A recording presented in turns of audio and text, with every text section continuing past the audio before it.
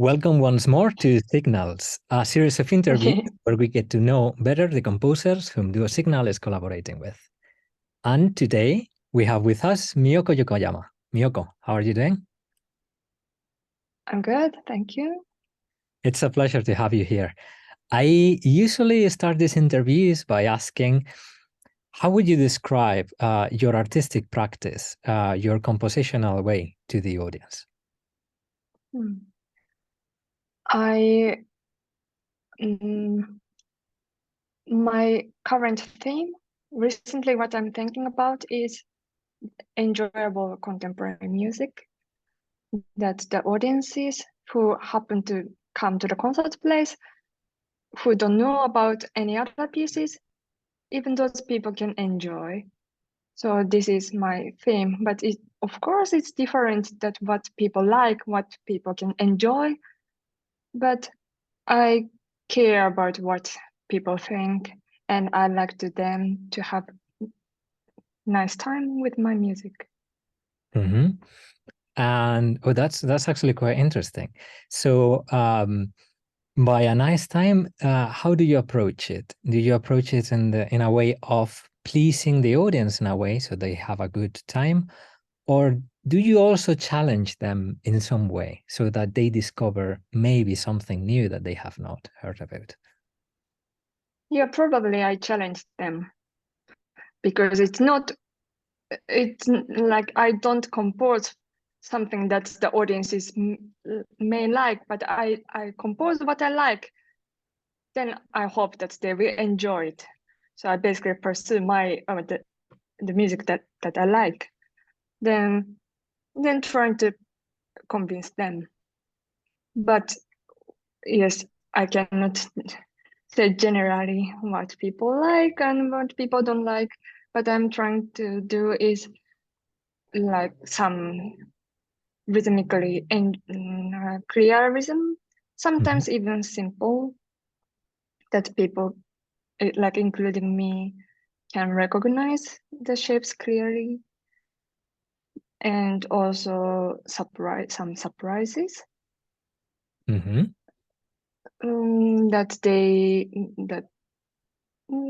through extended techniques or the percussive sound that I love. Yes. I try to challenge people through the music that I like, I'm interested in. And well, I'm getting this. So you said like that you are sometimes looking for a certain kind of simplicity, so that your music is better communicated. Has this always been like that within your work, or is some kind of new element that you are now using in order to reach the audience a bit better? Yeah, it has been some years that I'm thinking about this direction. Again, I'm not composing for them, but I'm composing something that I like first. But well, for instance, I think that we should try to reach the audiences that to promote that contemporary music is fun or not difficult. Yep.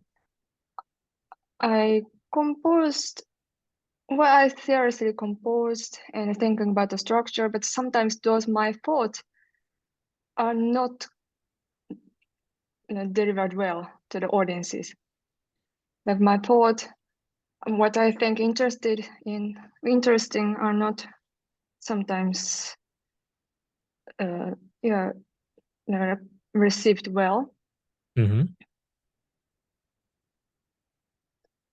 That happened maybe 7-8 years ago, especially when I was in Japan. I felt difficulty that people don't enjoy contemporary music, and they found it difficult.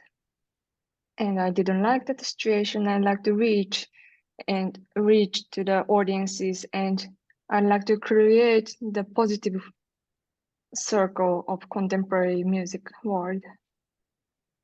So I have been trying this for some years, but less than 10 years. Maybe recent 5-6 years, I have been thinking about this. Hmm.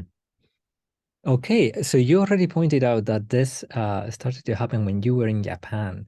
So, well, this links to a very like typical question, and it's like maybe it would be interesting for the audience to know a bit more about your background. I mean, where are you coming from? What have you studied? What brought you to Finland when you are at the moment? Yes, I'm from Japan, from the northern Japan, the city called Sapporo. I was born there, and I was there until I graduated high school. Then I moved to Tokyo to study composition. Then I obtained bachelor's and master's degree in composition in Tokyo. Then, well, I also played the piano for a long time. This is my main instrument. Then, well, after obtaining the master's degree in Tokyo, I felt that I should get more skills, like English. Like I should be more valuable. I thought that there are so many composers who graduated from the master's degree, who graduated from the university. To work as a composer, I thought that I should study more. Then I was looking for the places where I can study in English and free tuition fee at the time. Important also. Yes. Then I found my composition teacher in Finland interesting to study with. So I decided to study abroad in Finland with the support of Yamaha Music Foundation's scholarship. And then I studied there.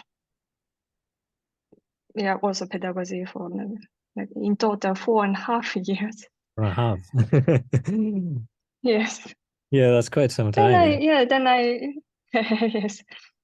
I studied master's degree again in composition, and I also received the teacher's pedagogical study there. Then now I'm working as a score playing and orchestration teacher at the Sveriges Academy.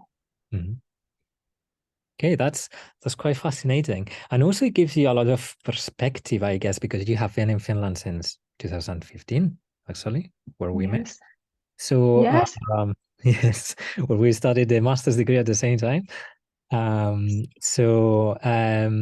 I wanted to ask you, maybe this is a bit general question, but the question is, which difference do you find personally between Japan and Finland in particular in terms of how like classical music works? So in terms of the audience, if they like it or not, in terms of support that institutions receive, either public or private, this kind of things, so that the European audience get to know maybe a bit better how Japan works. I feel like Finnish people enjoy new things. They like to try out like new pieces or even try new people, like young people. Whereas Japanese people still, maybe whereas Japanese people like to develop what they like or what are familiar for them. So they're fantastic players who play Brahms or who conduct Mahler. But about contemporary music, maybe Finnish people can take more risks. So this is a difference of the society or the music society between Japan and Finland. And also, when I had a piece or the piano solo piece with extended techniques, I had no problem in Finland that like touching the strings inside. But in Japan, when I was practicing that piece in the rental piano studio, after practicing sometimes I found the paper that don't touch the strings inside, and there was a camera. Okay. So where people didn't tell me anything, but Japanese people care the instrument maybe more than Finnish people. Finnish people think that they can replace the strings regularly, but I think Japanese people keeps and maintain the things very well. So the extended techniques, using the extended techniques might be more difficult in Japan because the studio, we cannot casually use the piano in rental studios in like this. But you didn't do anything very, very crazy on the piano, like of course. Of course, the piano won't be hurt. Exactly. But those are still new, and I think and in the concert hall, I explained beforehand that this doesn't hurt. I'm gonna use this and this, but it doesn't hurt. Then they understand. Of course, they're all nice people, but without explanation, they might start wondering that what I'm doing. Yeah. So I think there is some explanation are still needed. Whereas in Finland, probably not really, not mandatory maybe, or well, depends on the concert hall. Yeah, probably depends on the piano as well of the concert hall. Yes, I'm sure that in Finland also there are some pianos that you cannot play inside. Yes, I think so. Yeah, yes, the explanation is anyway needed in Finland too, but I feel like it's really mandatory in Japan. Yeah, I understand. And how would the support to contemporary music composers between both countries? How does it work? How is it different? I haven't worked like I left Japan when I was 26, so I don't know very well about the Japanese working system. But as far as I know, there are a lot of music universities in Japan. So many composers belong to those universities and they get support through the university. It seems so. Then there are some grants, but I think that the freelancers, number of the freelancer is more in Finland. Because maybe the grant, maybe the number of the grant, the freelancers, the composers can live as a freelancer more easily in Finland. Yeah. And there are less number of music university in Finland. So people, yes. Yeah, people teach at the music institute or university. But the working situation is a bit different. There are more freelancers in Finland and more university teachers in Japan. I mean, yeah, I mean, makes sense. Like, because I guess that if Finland has a relatively consolidated system of grants, so you can, as a freelancer, apply to several of them. Another thing is if you get them or not get them, but the opportunity is kind of there, which of course, if that system is not as common or not as developed in a way, of course, you need certain stability. So it makes sense that people like teachers in universities, because it's a quite a stable way in which you can develop your music, and that's fine. Also, another question that I had in this regard, maybe this is a bit more, maybe this is a bit different, but it's, did moving to Finland influenced somehow your musical language? I think so. In which way?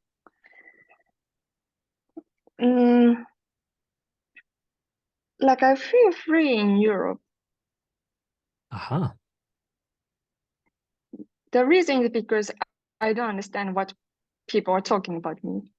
If they talk in Finnish, yeah, I really need to concentrate. So if I don't concentrate, if they are talking far away from me, I don't understand. But yeah, so I can mute myself easily. So I feel free. But in Japan, I can understand everything. Even some people are talking quietly on the train, or some people try to hide the information from me, but sometimes maybe I can understand easily. So, well, here, I think that I don't mind what, because I don't know what people are thinking about me. So I have less influence about people's opinion about me. yeah. So I can try. I think I can try many things here without concerning about people's reactions. Okay. Yeah, I can understand. So in the end, how you feel socially, it's allowing you to maybe explore a bit more musically or artistically. Yeah, I think so. Yeah, that's actually quite interesting. And are there any particular explorations that you've done within your time in Finland that you didn't do before in Japan? Maybe this is a tricky question, but I have to ask. Well, for instance, no, I know how to negotiate with people now, but when I was in Japan, I tried not to negotiate with people. So probably, yeah, I have never used the extended techniques inside of the piano, or I didn't ask people to hit their instrument or put something on their strings. Yeah. Now I know how to ask people, that I can ask their opinion beforehand, what is allowed, what they feel okay or what they don't feel okay. I know how to work with people more. But I was young. I felt that I'm more lower hierarchy. Yeah. And I wanted to be polite to people too.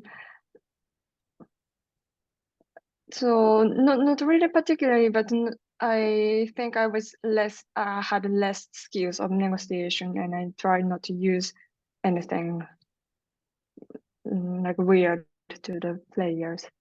And now you are freer, so you are actually exploring quite a lot that. Yeah.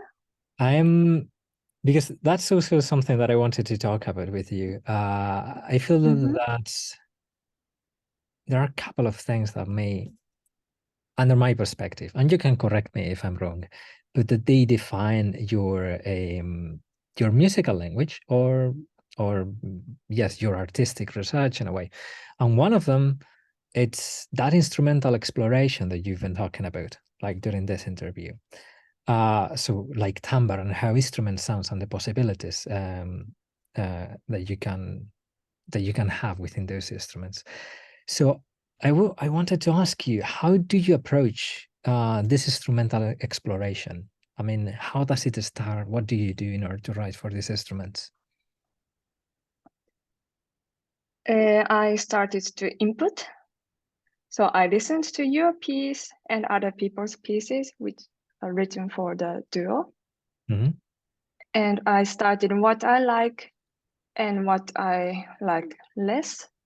Then I found out that I like the low register, percussive combinations, very powerful slap, kick licks, things.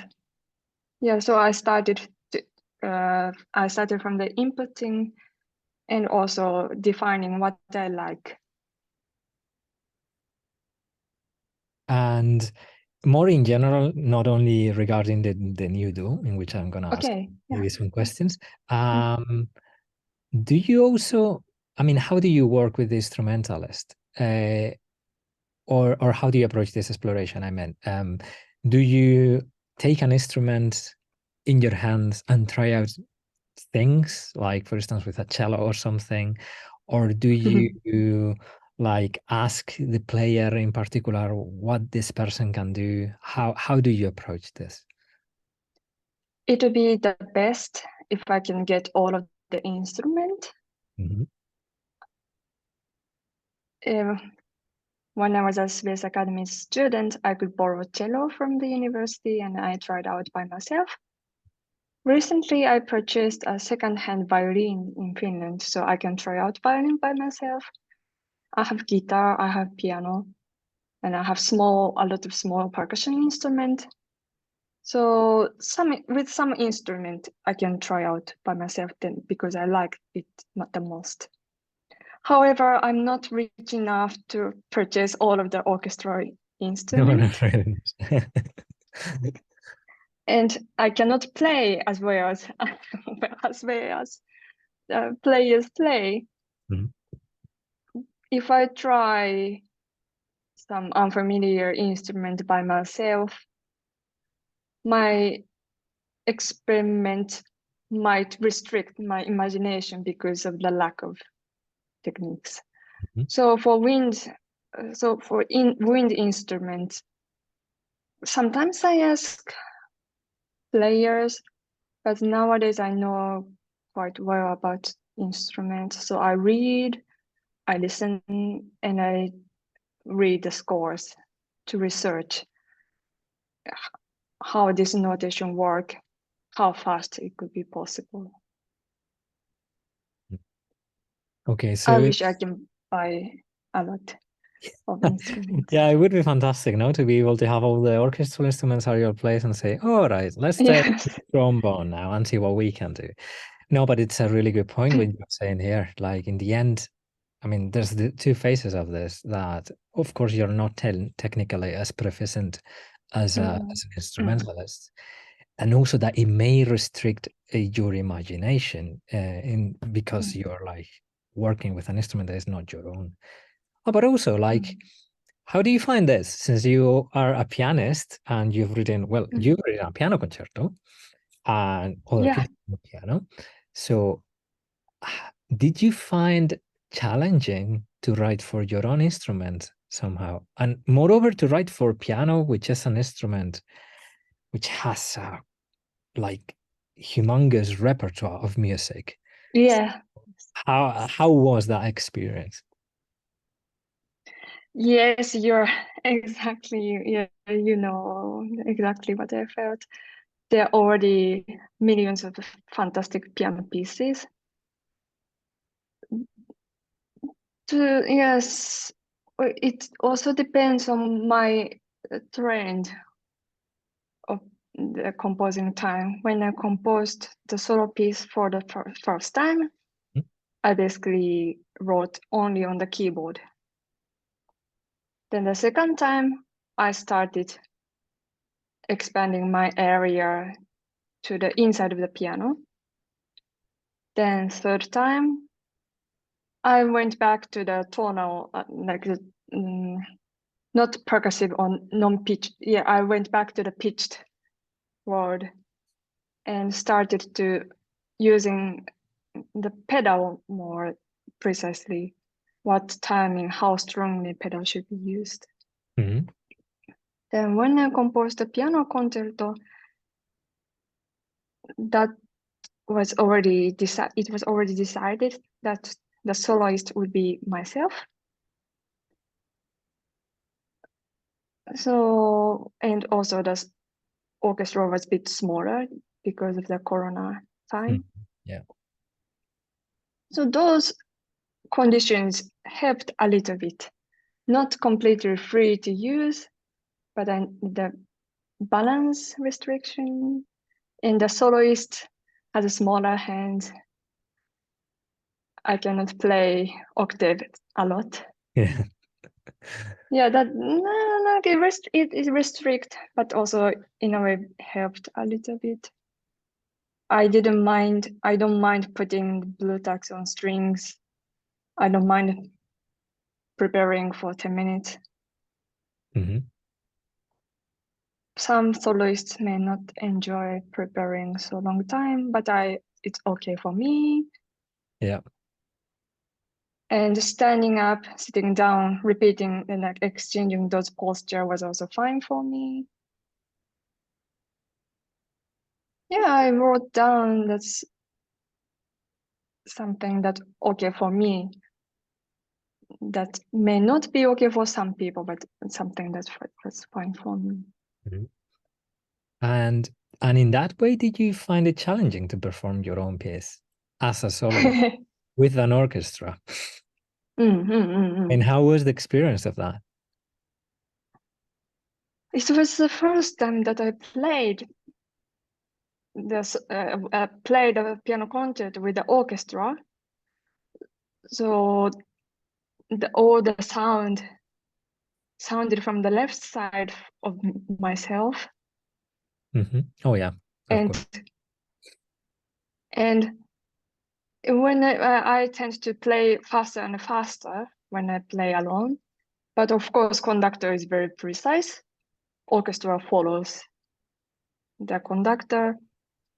Then I found out that my feeling, following the conductor was challenging for me. Yeah. Because with the lack of the experiences, it was very hard that, I admitted that my sense of time becomes faster and faster. I mean, maybe you can write that down and tell the conductor, hey, I want this faster and faster and faster, and see what happens. And they adapt to your way of playing. I mean, you're the composer in the end, so it could be an option. Well, the conductors prepared very well, and I didn't want to change anything. I didn't want to interrupt their efforts. No, definitely. Yeah. And I mean, I'm gonna change a bit topic now. I want to, now I want to ask you about like maybe three things, because I want to talk a bit like so that you introduce us the work of DUOSIGNAL. But before that, I'm gonna ask you something. It's a bit of an aesthetic or general question, and it relates to the audience as well. And I read in an article that you wrote that like you seek to provide the audience with experiences that they have never had before. So, Yes. which is, of course, is really it's an enthralling like way of thinking. But I have to ask you, I mean, you have already more or less answered, but I have to ask you, is innovation an important part of your music? And if so, how do you approach innovation? Because it may be a very difficult concept to work with.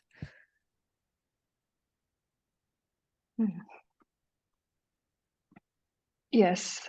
Well, I think, yes. It's not really, it doesn't matter if I cannot accomplish my purpose. It's not always the most important thing. Okay. I'd be happy if I can provide something new, like something different from, because trying new things is not always the good thing, and it should be musically convincing. Yes. And the sound is the most important thing. And my motivation will not be influenced like whatever people saying. I'm not trying to respond to their expectations. Well, I'm trying to break the people's expectation. Maybe this is more accurate. Yeah, I understand, but not like innovating for the sake of innovating and trying to do something that it's maybe very unusual for the sake of it. But for you, the musical content is the more important. as I see. And if you can provide with something maybe new, maybe different, that's welcome. Okay, but it's not. Yes. Good. And maybe I want to ask you another question, because like, it's also a general question, but I'm curious about it. Your music is characterized, I'd say, for very percussive elements, usually very percussive sounds, or even very rhythmical moments there. Yes. And of course, the development of timbre, those things are there, like tempo, like the percussive things, and timbre. And also as a pianist, because the piano is like a very harmonic instrument, I say. I mean, that's the main kind of role, or many pianists that I know that they compose, they think quite a lot in harmony. So how do you approach this? A bit general, how do you approach harmony, or how do you, is it an important part also in your music? And if so, how do you deal with it?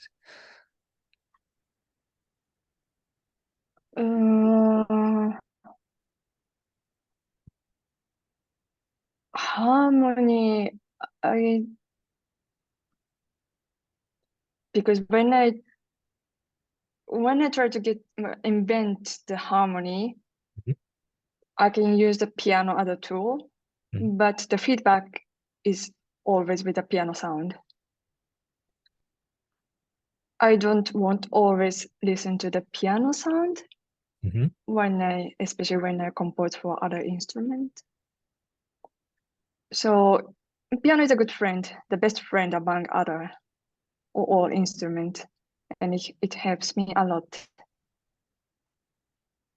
But sometimes I don't want to work with it because I like to focus. I like to imagine the sound of other instrument.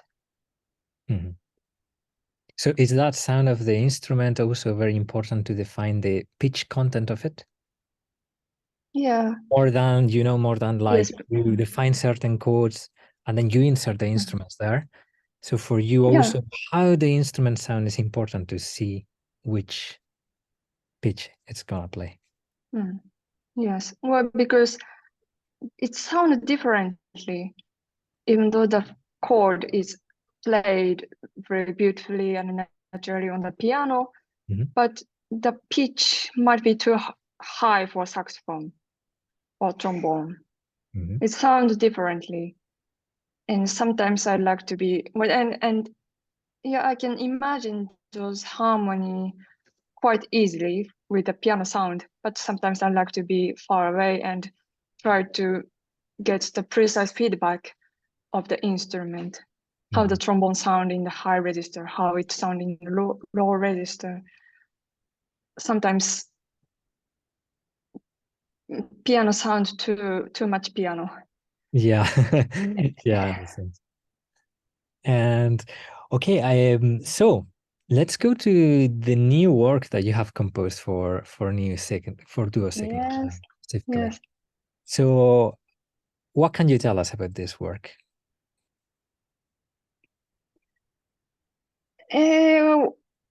I started with the sound what I like musically. So I love the low register sound and slap and like percussive sound of both instruments. And I thought that like it would be, I wanted to hear it. Both instruments are playing the low register, same register, and powerful percussive sound. Then structurally, I was thinking that how do people, or how do I, like, if I can go back to the past, the same point, will I walk the same path? So if I start from point A, once I walk through the point B, but if I can go back to the point A again, then I will walk towards point C, not towards B again. Then again and again, trying out the different path. And I also cannot go back to the same point A because I have the experiences that I went to. I have been to the point B once. I have been to the point C once. So I'm not the same person anymore when I come back to the point A. So I was thinking about this different path. That's a really beautiful and philosophical thought in order to define a structure. That's very good. Is there something that you found challenging about composing for these two instruments? Well, yeah, yes. Well, I love the low register. This is what I wanted to hear the most. But well, it was pity that I couldn't choose like soprano saxophone to have the high register. It's also beautiful, but I didn't want to Alejandro to prepare 4 different saxophones. I need to choose one.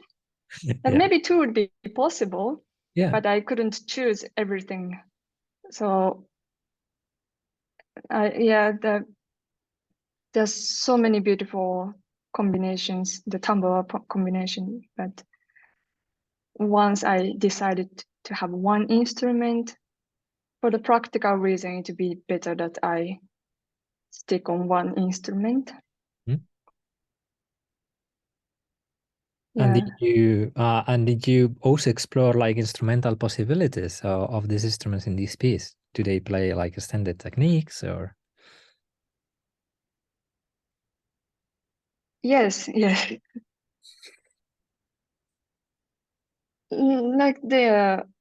like how like researching of harmonics, the high harmonics in trombone.